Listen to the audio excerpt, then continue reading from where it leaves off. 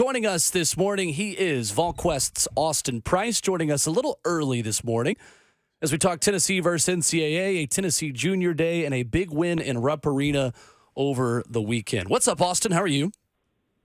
I'm doing great. How are you all? Good. Good morning. We are great. Austin, since the initial report and since the ink has dried on lawsuits and on lots of discussion around Tennessee versus the NCAA, what do we feel like we have learned over the last week? What is the latest on how people around campus feel about their very public fight with the NCAA? Well, I think Tennessee feels, quietly confident just based off the fact they know kind of, what they're being charged with. They know what the evidence says, and they feel quietly confident. And again, anytime you enter into one of these investigations or enter into a lawsuit, even though it's not the University of Tennessee against the NCAA right now, it's the state of Tennessee. It's not a lock on either side, and so. But I think Tennessee feels good about what they have, and, as far as the knowledge of everything. And that's why they came out swinging so hard, last week. So, we've learned that, this thing will probably not be a super quick process, but we should start finding out a little bit of stuff, I think later today, whether the federal judge in Greenville is going to grant the temporary restraining order, for, the next at least 6 days, which would be a good sign for Tennessee if they do. And Austin, at this not an end all be all if they don't, though. Right. Not an end all be all if they don't. Because Right. the judge could elect to just say, I'm not going to rule. I want to hear both sides of this argument next Tuesday, which, again, it's still set up to happen regardless. And next Tuesday, if you will, Austin, just walk us through exactly what that is and what will be happening in Greenville, because I feel like there's so much red tape around this and so many opinions and so many details to keep up with. What specifically does Tennessee hope to get out of next Tuesday? Well, obviously they hope to get a favorable ruling. Don't even think you'll necessarily get a ruling next Tuesday. What I think you'll see is you'll see the state attorney general for Tennessee and for Virginia state their case, in word form and not just, written, complaint. And then, of course, you'll see the lawyers for the NCAA try to defend their stance. But I do not think next Tuesday you will see Danny White take the stand or Jackson Lampley or James Clausen. I think this will mostly be just, kind of state your case as to why you feel, for both sides. When you look at this situation as far as the way the NCAA is judging this NIL, is this a conversation where the NCAA is in all 50 states should have at least had a conversation with state legislature as far as who allowed these NILs to be paid out to high school kids? Yeah, 100%, Ramon. When you think about every state's got different laws, right? And, the thing about, the NCAA's response and the Tennessee's subsequent answer is it feels like the NCAA either is misreading Tennessee state law or misrepresenting Tennessee state law. And that's why you saw the Attorney General come out and kind of have his tongue-in-cheek comment that, I guess the NCAA knows more about the Tennessee law than I do. So they let this get down the road too far. Listen, there's a lot of things that, about the current state of college athletics that I don't necessarily agree with. I hate the two-time transfer. You all heard me complain about that. But at the same time, the NCAA is their record against, opponents in court the last little bit looks like the Washington Generals against the Globetrotters. Like, it's not been real good. And so, is it different this time? Maybe. We'll see. I think that, again, there's no certainties, but at the same time, you have to feel good about kind of where Tennessee's stance is on a lot of this. I think Tennessee feels quietly confident, but at the same time, cautious heading into, this battle. Again, this is the lawsuit, for the state against the NCAA. Tennessee's yet to receive the notice of allegations. We'll see if they do. I guess the NCAA could always pivot and go, we were never going to send it. Y'all sued us. State of Tennessee sued us. They can kind of walk it back. But, Tennessee's had the draft of the notice of allegations, which is what they normally send before they actually send it. Now, there have been precedents where they don't send it even though they sent a draft. So we'll see if it happens. If that happens, I think that's when you see the university sue potentially, or, Spire sue potentially. Again, a lot of this depends on kind of how the next steps go.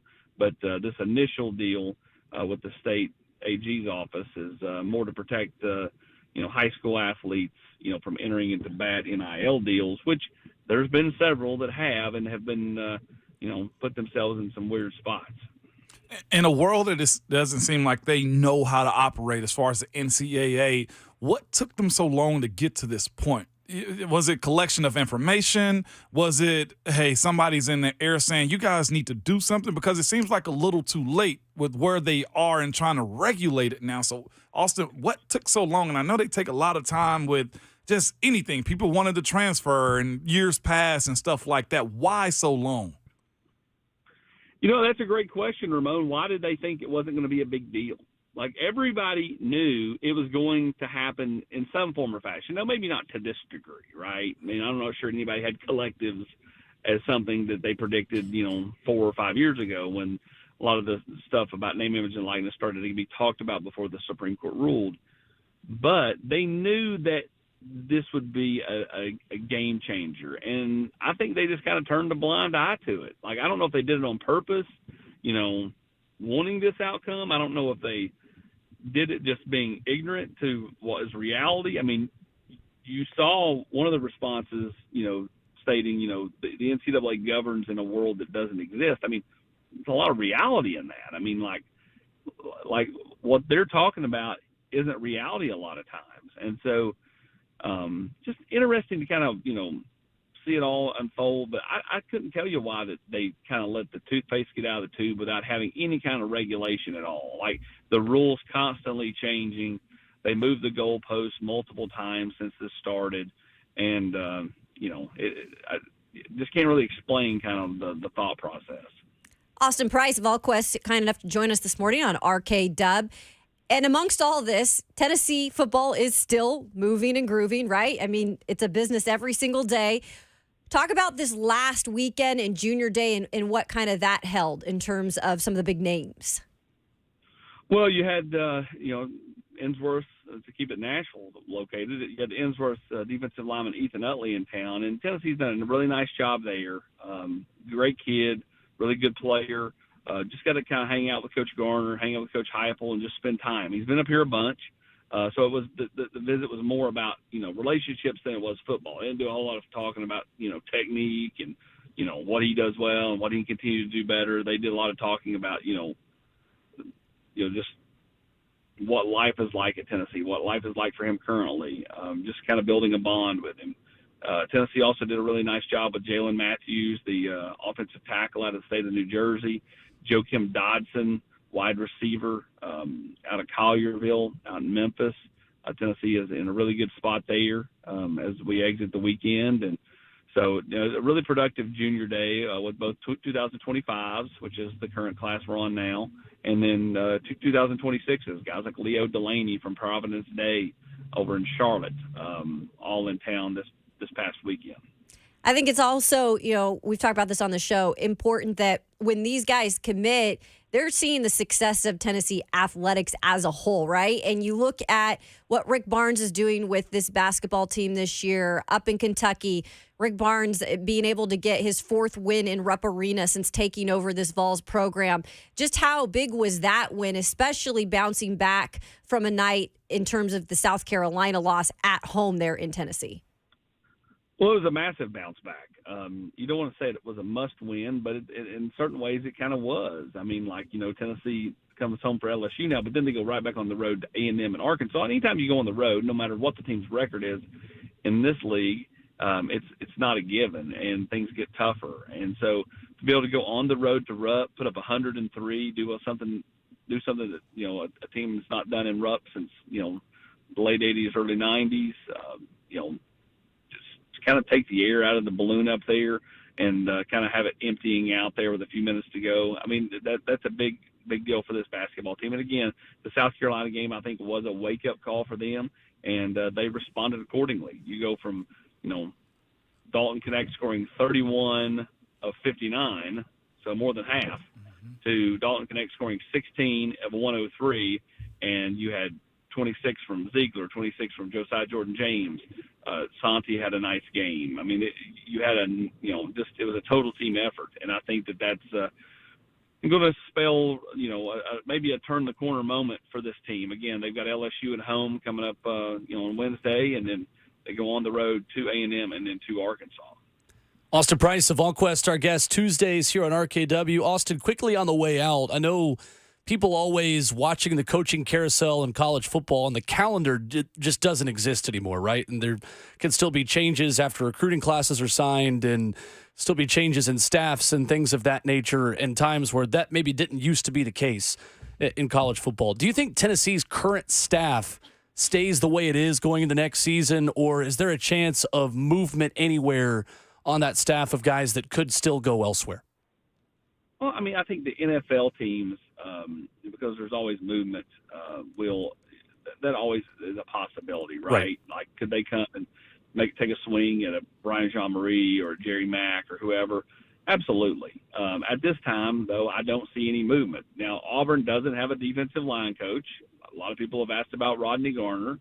I believe, people at Auburn have reached out to Rodney Garner. But at this time, I do not believe he will leave. Now that is his alma mater, so that they keep swinging. I mean, you never say never, but I don't believe at this time, as we said here on Tuesday morning at 8:14 your time, that's kind of headed that direction. I think Rodney has been in the office, he's been in meetings, he's been watching, winter workouts. He